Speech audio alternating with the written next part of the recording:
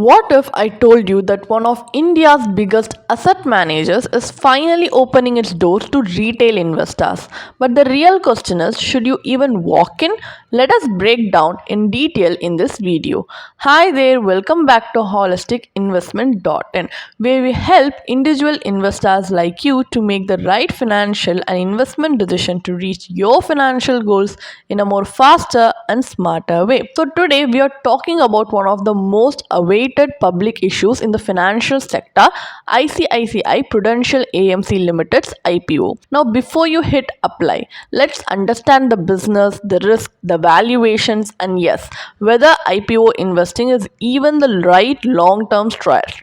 And yes, whether IPO investing is even the right long term strategy.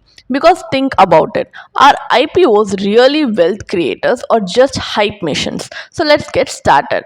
ICICI Prudential AMC was established in 1993, is one of the India's most trusted asset managers. As of September 2025, it manages 10,147 billion in assets. That's huge. But does size automatically mean growth? Let's find out. The AMC offers 44 equity schemes, 20 debt schemes, 61 passive funds, PMS, and even category 2 and 3 AIFs. Plus, with 272 offices across India, their reach is massive. But again, does reach guarantee returns? That's the question every smart investor should ask. Now, let's take a look at quick facts about the IPO issue details. So, the price band is 2061 rupees to 2165 rupees, and the issue size is 10,602 crore. It opens on 12th December 2025 and closes on 16th December 2025. So the listing is on 19th December. The lot size is 6 shares, which means 12,990 minimum. Also important, this is a pure offer for sale, meaning all the money goes to the existing shareholder, not a single rupee goes into the company. So should that influence your view? Absolutely. So one of the strengths of the company are this is the one of India's largest and most trusted AMCs. It has a strong performance track record, a huge retail investor base, and large alternate business like AIF plus PMS, and broad product diversification and wide distribution network. Sounds great, right? But wait, every giant has a weak spot. So what should you watch out for in terms of risk and weaknesses? If scheme performance dips, AUM falls, and when AUM falls, revenue falls. So competition is fierce. New AMCs, fintechs, even global players. So high employee attrition, like 26% to 33% in the last 3 years. So there are regulatory risks, especially on fees, heavy dependence on distributors, not just brand power. So ask yourself, is this mode strong enough in the long run? So if you take a look at the key performance indicators, EPS is 150.2 rupees, RONW is 82.8%, ROCE is 85.5%. PAT margin is 53% and debt is 0. These are strong numbers. But remember, past performance, even of an AMC, isn't a guarantee of future AUM. So revenue has grown from 28,381 crore to 49,796 crore in just 2 years. Profit has nearly doubled. So yes, financially it's a high quality business, but let's zoom out for a second. Ask yourself these questions. Have you ever applied for 10 IPOs and got allotment in none? Did you ever block funds for a week for nothing? Have you seen some hot IPOs list at a discount? Because that's the reality. In fact, nearly 1 out of 3 IPOs listed negative in 2025. So here's the truth. IPOs should not be a core investment strategy. Don't borrow money to apply, and don't invest money you can't afford to lose. Listing gains are tempting, but long-term wealth, that comes from consistency, not luck. Which brings us to To the question, every investor quietly wonders if IPO allotment is so unpredictable, what's the smarter alternative? Well, there is a smarter path, and it doesn't involve staying up late refreshing allotment status pages. So let's dive in. So, one of the alternatives are thematic equity funds, which are IPO focused funds. You know how everyone wants exposure to the biggest new age companies, but how many retail investors actually get IPO allotment? Exactly. That's where IPO focused thematic funds come in. These funds invest in the top 100 recently listed or upcoming IPOs, but with a twist. They are built to capture potential listing gains, post listing momentum, growth of new age tech and consumer businesses. And here's the key question: why jump into an IPO blindly when a fund can filter the good ones for you? These funds select only high quality IPOs, use anchor investor and QIB access that retail investors simply don't get. So maintains diversification. So one bad IPO won't hurt your portfolio, and it relies on research, not on hype.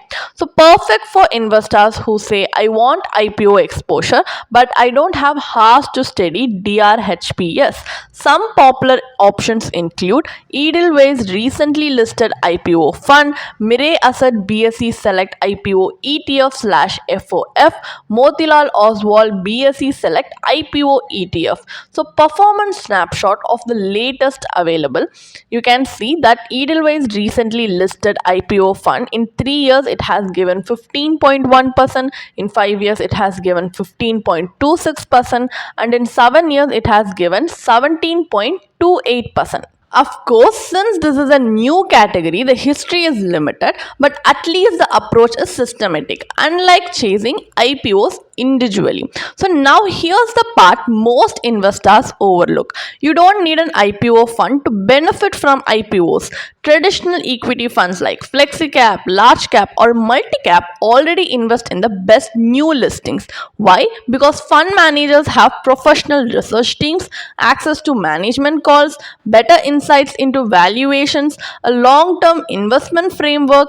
Instead of you deciding whether a company is overpriced, why not let a full time expert handle that? And diversified funds give you more than new listings, like broader exposure, controlled risk, tax efficient compounding, stability across market cycles. So ask yourself, do you really want your entire decision to depend on one IPO, or do you want a portfolio designed to grow steadily for years? So now, why mutual funds may work better than IPO chasing? So let's put it simply. Mutual funds remove the drama and keep the returns. Here's what you avoid: applying for 10 IPOs, getting allotted in none, blocking capital for a week, watching listing day volatility, overpaying for hype driven companies. And here's what you gain: professional research, diversification, lower risk, exposure to emerging companies automatically, a long term compounding engine. Think about it. Isn't it better to build wealth slowly and steadily instead of betting on luck? So, what is the final takeaway? Is investing in the ICICI Prudential AMC Limited IPO worth it or not? And overall, is investing in IPO worth it or not?